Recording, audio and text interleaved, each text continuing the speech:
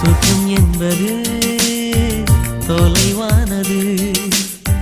உன்னை கண்ட பின்னே என்னை சேர்ந்தது.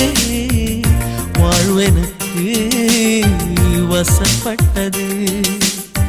வசந்தம் என் கண்ணில் தென்பட்டது. அலை பாய்ந்த நெஞ்சுக்குள் அமைதியை தந்தாயே. நான் தேடிக் கண்ட திரவியமே என்னை உனக்காய் வார்த்தேனே. என் ஜீவன் முழுதும் வாரி தந்து உன் உயிரை காப்பேனே. கண்ணுக்குள்ளே உன்னை வைத்தேன் கண்ணம்மா.